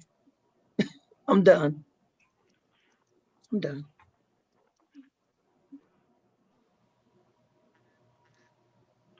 All right, moving, Trustee Atkins. No discussion. All right, thank you so much. We clarified this was not a voting on. Moving on to item number 16, grant items, administrative services, grants ratification, Yosemite Community College District Child Development Training Consortium in 2019-2020, instructional agreement number 19-20-4159. Dr. Curry? I want to make sure there's a correction in this item where it says $10,350, 225 units times $46 per enrolled unit. So the $6 is an error, but I recommend approval. Got it. And so the modification is we're removing the $6 per unit. And it should be $46. 46. That is a big difference. All right. And so board members, before you, I have number 16.01 with an edit to reflect that it's $46 per enrolled unit of coursework. Can I get a motion? So moved. Second. It's been moved by Trustee Calhoun and seconded by Trustee. No, was it? No, I got that wrong. So I want to say then it was Dr. LeBlanc, because I see her unmuted. No, it was not. It was Dr. Little. Sorry, Dr. Little is not on my front screen. I apologize. So let me start. It has been moved by Dr. Little and seconded by Trustee Ramos. Do we have any discussion? And I will start off with Trustee Atkins. No discussion. Trustee Calhoun? No. Dr. LeBlanc? No. Trustee Ramos? No. Dr. Little? No. All right. Seeing no discussion, Ms. Paula, can you do the roll call? Trustee Calhoun, Aye. Dr. LeBlanc, Aye. Dr. Little, Give her a second, Ms. Paula, she's muted. I'm so sorry. I'm having difficulty. Yep, no worries. Ramos, Aye. Trustee Atkins, Aye. Trustee Lopez. Aye. Thank you. All right, moving on to item number 17, board policies and administrative regulations. Usually these tend to be the first reading, and so I do want to know if there's any in particular that the board members want to highlight, get more information, or clarify before I give the floor to Dr. Curry. And so I will open it up to Trustee Atkins. No discussion. All right, Dr. LeBlanc. And I don't see her unmuted, so. Yes, no discussion. Trustee Ramos. No discussion. Dr. Little. No discussion. Trustee Calhoun. No. All right. Dr. Curry, you have the floor.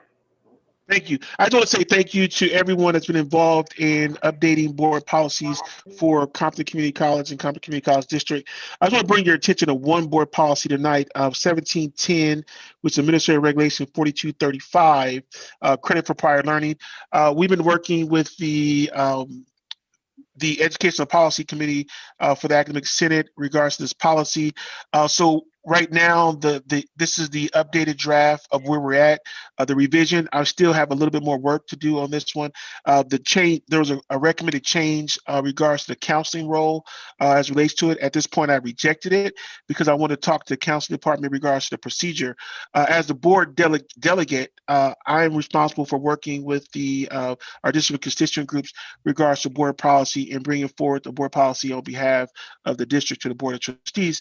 So I'm working through that one right now. The goal is that we need to have this policy, the board policy has to be approved by the board at the December board meeting in order to be submitted with our report to the Chancellor's office by December 31st of 2020. But we're working through this one right now. And it's just they asked for a change regards to counseling role. And I really need to understand that and what does this mean? And are we creating another barrier for our students? So that concludes my update on board policies.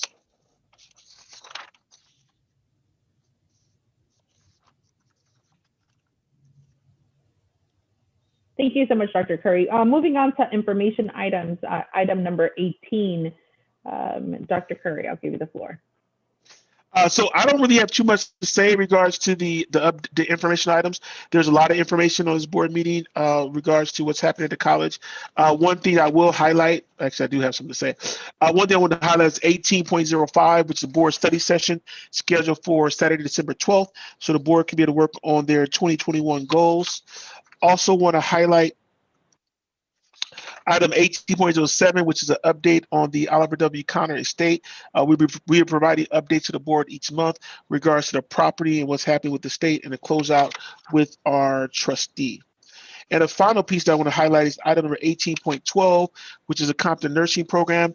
Included in that is a copy of our self-study report for the nursing program. But then also, too, as I mentioned in my newsletter last week, we had our site visit last week, which went very well. And I'm excited that we're being recommended for the continuation of our program. That is a huge accomplishment. I do want to say thank you to the nursing faculty, Dr. Shirley Thomas, who is the interim associate dean, and to Dr. Peju, who is the Abidan Asada Peju, who is the dean of student learning for that area.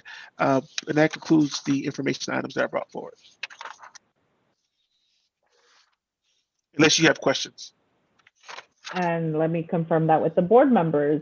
I'll start off with Trustee Atkins. Do you have any questions? No questions.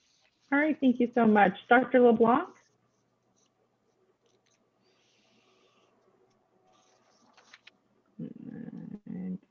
I take that no question. Dr. Little?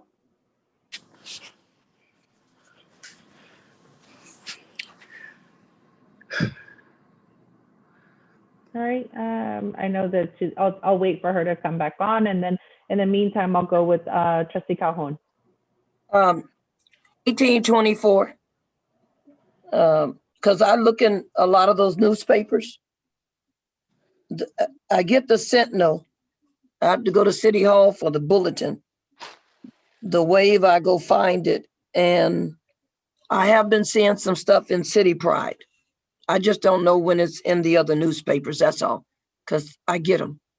So one of the things that we do, and I think Heather forwarded the link to this, is that whatever we're published in those newspapers, we post on our website. So we send them our press release all the time. It all depends on if they run those press releases. I got you. Okay, thank you. All right. Is that the only one, Trustee Calhoun? Yeah, you're weird. All right. Trustee Ramos? No questions. All right. I'll go back to Dr. Little. And I know she was having some audio issues. I want to give her the opportunity. Okay. All right. Given there's nothing on that, number 19. LeBlanc. I did, and you were muted, so I wasn't sure if that meant you didn't want me to anything. Oh, I got you. No, I didn't have a question, but I was wondering at what point. I just had a suggestion that as a board, we send a congratulations letter to our new president of CCT, and I'm not sure where in the agenda we could interject that, because I know we were on informational items, but we have a new president. Are you talking about the president of the Board of Governors? Yes. Pam.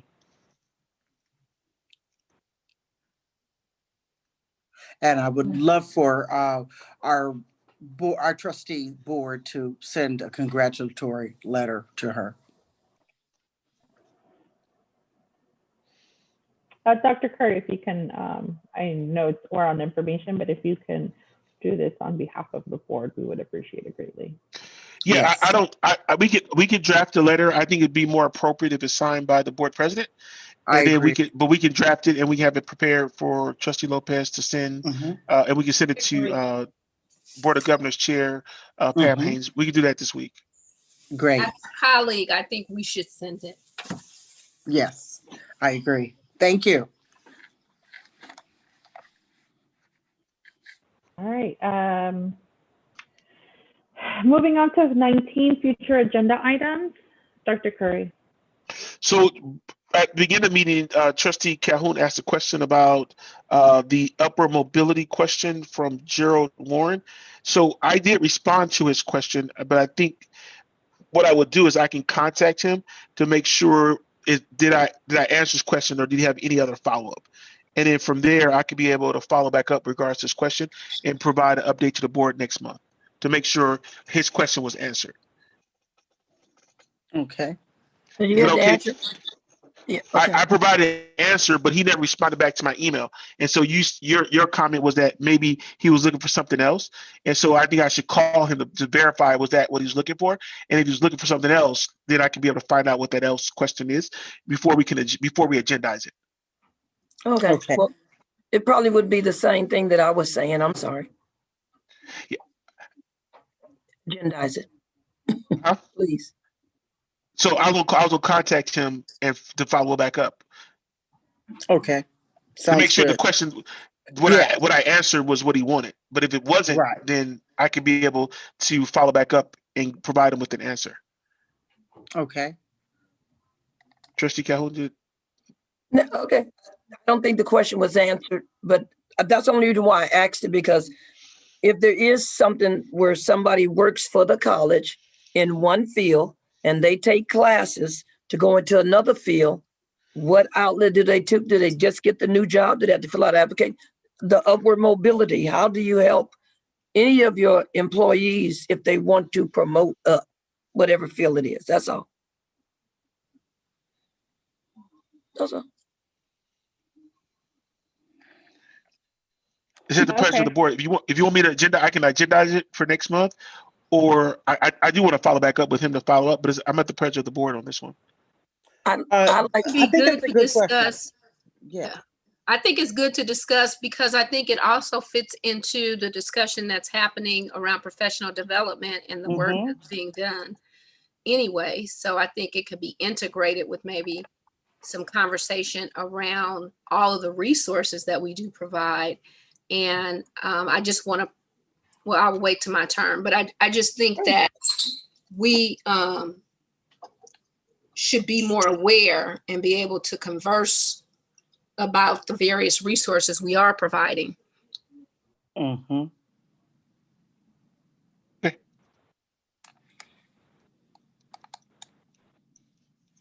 And so I wanted to make sure that Dr. LeBlanc and Trustee Ramos had an opportunity if they didn't have anything to contribute before I we had move on. I had a whole lot of I agreed with what was being said.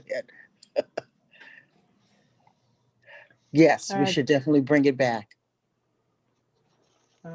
Trustee Ramos? I'm in agreement that that's it. All right. And then Trustee Atkins. I'm in agreement also with everybody. All right. Anything else you would like to highlight, Dr. Curry? No, the other items are very clear about what's coming forward to the board based off the schedule. Yes. Got it. Thank you so much. And so we are already on oral reports. Dr. Curry, you have the floor. I keep it simple. We're in the process now of hiring a vice president of administrative services. The committee is meeting this week. Our goal is to have it completed sometime in the month of December. I do want to wish everyone a happy holiday season. Some of our employees received all the full-time employees and the full-time faculty, staff, classified staff, and also administrators received a token of our appreciation. Some received it today. I got some pictures of that. Also, too, I want to talk about the California Trustee Fellowship Intercession. So we have 3 board members, Board President Lopez, Vice President Dr. Little, and also Dr. LeBlanc participating in the Trustee Fellowship Program. They're actually providing a grant opportunity for $50,000 for each district to work on a project as it relates to this Trustee Fellowship for $50,000. My recommendation to the Board of Trustees is to utilize this as an opportunity to focus in on the call to action document that was approved by the Board of Trustees tonight and utilize those funds to ensure that we're able to implement those activities on our campus. And I can provide more information about that at the next board meeting, but it's a great opportunity to link that to the Trustee Fellowship because the call to action document touches on faculty staff diversity, touches on professional development, touches on hiring practices, touches on curriculum. And I think that's a good focus for the board as it relates to the fellowship. Okay. The final piece is that on December 2nd, I have a meeting in regards to California Community College athletics, and I do anticipate there will be a recommendation in regards to athletics and how do we move forward. From my perspective, I don't know how, as community colleges, we can keep our students safe by offering athletics in the spring semester and also the costs and testing. And so my thoughts on that right now is I have a strong indication that athletics will be postponed in the spring semester. The issues about keeping our students safe. And so right now we're going to be working through what that would look like for Compton College in regards to the scheduling for classes. But the earlier we let people know what we're doing for athletics, the best that they will be able to make decisions if they want to go to another community college that will be offering athletics. But LA County, in regards to the numbers that we're at, it's going to be, from my perspective, will be very difficult for colleges to offer athletics. And can we offer it in a safe environment? If we're not able to offer athletics, my recommendation would be to try to figure out a way to offer intramural sports so we can be able to keep our students engaged in athletics this next year, and we could be able to create an intramural program for the spring semester once it's approved by LA County. And that concludes my report. Okay. All right, thank you so much. Trustee Atkins, you have the floor. Thank you, Madam President. Members of the trustees, I just want to, like I mentioned earlier, from our ASB Vice President, and I want to reiterate to welcome these 4 new students onto the ASB the vice president mentioned earlier at the beginning. So I'd like to welcome them all to the ASB, and I will be making myself available to them to help in any way in my ability, since they call me old school from ASB. So I'm going to make myself available for them to do that. From the last board meeting, I mentioned to the board that I was one of the nominees for the Volunteer of the Year with LAUSD. I'm sad to announce that I did not get that. Reward. So I'm just happy somebody else did it, but I'm looking forward to have it and submit and bring it to the board to see it. So I did not get that recognition of Volunteer of the Year from LAUSD. I didn't get that. And also one thing that I like to mention is that one of the students tried to register for the winter. All right. One of our students I have class with tried to register for a class, and when she tried to register class, she got an error message saying that class is not offered. So I had reached out to the curriculum chairperson. Me and him had talked about it, and we came to the conclusion that we have that student reach out to the counselor to figure out what happened. I'm happy to say that they figured her out, and we also have figured out that the information she received from the error message, it was wrong. So I'm happy that was taken care of. So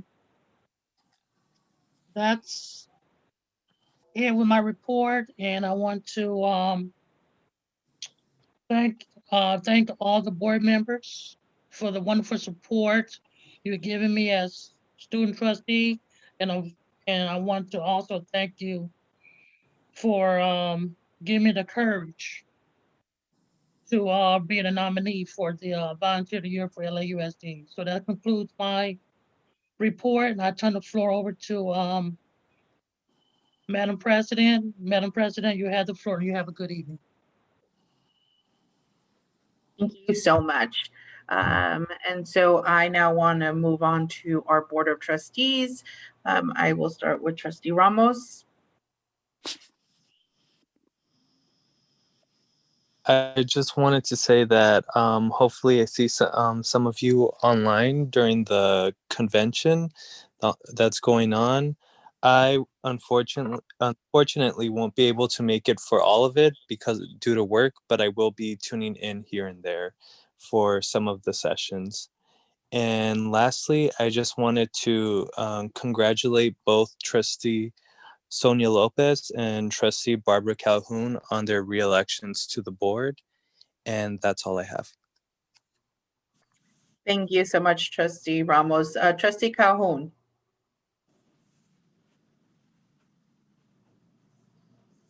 Hello, thank you, and thank you, Andreas. Thank you. First of all, I did attend today's event for the conference, and it was very good. And they had a women's caucus, and they also have a membership. So I'm going to send Dr. Curry the information so that we as trustees, we can join the membership of the Women's Caucus. It was very enlightening, very good. I was able to be on it all day. And then of course, there is tomorrow also. I did the equity, access, and the law. Then I did the non-discrimination to anti-racism, how equity and access have works. And then I did that. And then I did the policies and procedures. And I was there for the opening. And on one of them, I didn't put an asterisk by it, they were talking about board policies and what you could do. And okay, thank you, Dr. Curry. What you can do and what you can't do. And then they also talked about they have to figure out a way how to use. If I'm an African American and I apply for a job at a school or a college, they can't use my ethnicity in order to give me the job. Mm-hmm. And so we were like, huh? And the lady, so it was a very good class. Everything is going to be recorded. So at the end of the conference, if you want anything, you just go online to the website and you can get everything that you want. Then again, I would like to thank all of my board members for their endorsement of me in my re-election. The community that voted for me, all the unions that endorsed me, including the classified union on the campus. And I would like to let the faculty union know I may be disappointed that I didn't get their endorsement, but I'm still a union member. And I firmly believe that a union has the right to endorse and support whatever candidate they wish to support and endorse. So I'm looking forward to working with the faculty, trying to find out what went wrong. Talk to me. I've talked to the classified and they told me things that I did wrong, and I was able to talk to them, and we had an open relationship. We put our attitudes at the door and we just talked frank. So I would really like to have a frank conversation with the faculty. It's only one of me, but it's 5 of us. And so I want to thank my board members once again about that. And so that I'm looking forward to tomorrow and the conference and learning more stuff. Thank you again for the letter that the board members gave Dr. Curry permission so that in December, it's a possibility I can be appointed at large on the DEI board. And so I'm looking forward to that. If it happens, it does. If it doesn't, I still have 4 years until I can get on one. But I'm looking forward to working on a committee through our conferences and things like that. So thank you. If there's anything I forget, charge it to my head. But I love you all, and there's not a thing in the world you can do about it. Thank you. Moving on to Dr. LeBlanc. Oh my gosh, she's worn me out. Okay. Thank you. Okay. This says, first of all, I'm very grateful for the outcome of the presidential election. It has been quite a grueling process, but a very favorable outcome. And I am very grateful that the Compton College district was a voting center, which allowed our community to have access and be able to participate in democracy. I too spent a day in sessions with the league, very dynamic sessions. And one of the key takeaways from Vice President Kroger, who spoke from the Aspen Institute, he said that individual efforts of advocacy make a difference in a democracy. And a lot of times people think that the little work that they're doing in their communities is really not very significant, but it really is.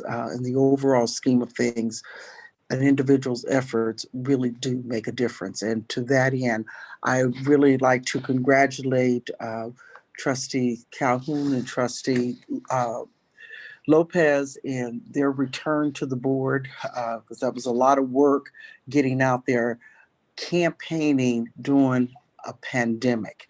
And they got out there and they worked hard and brought the victory in. And I really am very, very grateful that we have them both returning to the board. I'd like to say a happy Thanksgiving to everyone. It's going to be very different not having our taste of Thanksgiving, but we have done well this year considering all of the obstacles that have come upon us as a community, as a district. We've held in there and we have provided for our students. And that is the most important thing, being there for our students, keeping the doors open and being able to make a difference in their lives. So continue on, be safe, keep on social distancing and wash those hands. God bless you. All right, Dr. Little? Yes, thank you so much. I too would like to just thank Dr. Curry and the full administration and our board. I would like to congratulate our president, Trustee Lopez, as well as our trustee, Barbara Calhoun, on their reelection. Very happy that we can continue in our collective work. Also, I would like to thank Ms. Pilar Huffman and Dr. Curry, as Pilar was invited after an initial meeting for the statewide DEI work group focusing on professional development and mentoring. And the outstanding first presentation resulted in an invite to the broad group that's working across the state, across various measures around DEI. And on Monday, again, an excellent presentation where Compton College is being looked to as a statewide model of integration of DEI across the system, and touching every facet, building upon our Vision 2024, not only the document, but the strategy around that. Thank you, Trustee Calhoun, who also supported us in that meeting. And I felt that it was really good reception. I just want to thank our student trustee for representing his peers and continuing his service. And I wish everyone a safe next month. Please take care. Please adhere to the admonition from Mayor Garcetti, from Governor Newsom, from President almost Biden and Vice President Harris, about taking care of ourselves and our country. Thank you. Thank you so much. I too want to congratulate Trustee Calhoun on her reelection to the board. Next month, I'm sure we'll figure out how to do the swearing in. I also want to thank my colleagues. This will be my last board meeting as your president, so thank you so much. We play musical chairs next month once again. And I also want to, it was commented, but we did a food distribution last week on our campus. And I know that we were able to distribute a lot of to our students and to our partners and to surrounding areas. And so thank you so much to Dr. Curry, who was able to partner up with Sunrise Produce to hand out. Each box has about 30 pounds of food. I've heard from a couple of the students that were able to access that the trending comment is that it's a lot of food in that box, and very thankful for the access that they were provided. And so looking forward to the continued distribution. We have a distribution this upcoming Thursday. I know Trustee Calhoun volunteered last week, and I know in Dr. Curry's email, there was an opportunity for those that wanted to volunteer to contact who was listed in the email.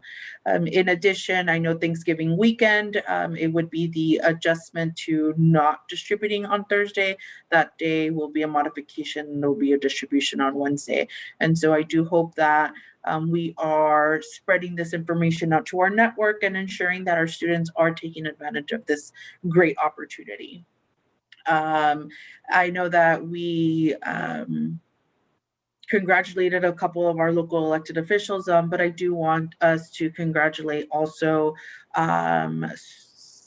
Supervisor-elect Holly Mitchell, who is now an all-female led supervisorial board and representing our particular campus as well. And so Thank you so much, everyone. I do want to end this meeting. Our next scheduled board meeting is December 8th, 2020 at 4 o'clock is closed session, and open session is at 5 o'clock.